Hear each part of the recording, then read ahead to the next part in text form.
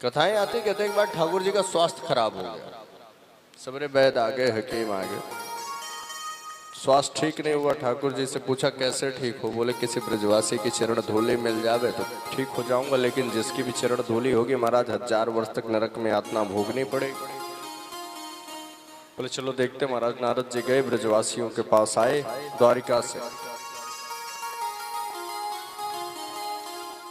और लोगों से पूछा। महाराज ब्रजवासियों से कहा कि ब्रजवासी चरण धूलि दे दो। हमारे ब्रजवासी तुम्हारा तुरंत झाड़ झाड़ के दे दे कि ले। पूछे चाहिए क्यों?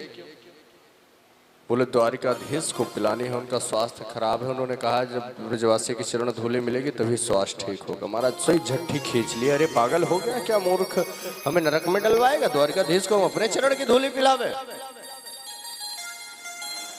आगे बढ़े तो देखते क्या है कि गोपियां कृष्ण चर्चा में लीन, हरनिश कृष्ण चर्चा में ही लीन रहती थी। वो तो ब्रह्मा को भी गाली देती थी कि ब्रह्मा तूने पलके क्यों बनाई। ये झपकती है तो ठाकुर नजर नहीं आता उतने क्षण के लिए।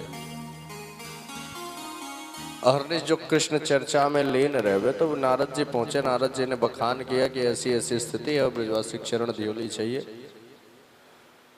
तो बता भी दिया कि भाई द्वारिकाधीश पिएंगे और जिसकी भी चरण धूलि होवेगी उसे 1000 वर्ष तक नरक में यातना भोगनी पड़ेगी। गोपियों ने एक क्षण भी विचार नहीं किया, तुरंत अपने अपने चरणों की धूलि झाड़ करके नारद को पकड़ा दी। कहते रहे नारद तो 1000 वर्ष कहता है, अगर मेरे ठाकुर के स्वास्थ्य के लिए हमें लाखों वर्ष नरक में यातना भोगना पड़े तो हमें स्वीकार है।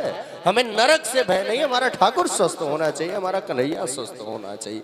इस परम प्रेम का निरूपण श्रीमद् भागवत महापुराण में, जिसमें स्वार्थ नहीं है। तो इसलिए भागवत के रास पंचाध्यायी को भागवत का हृदय कहा गया,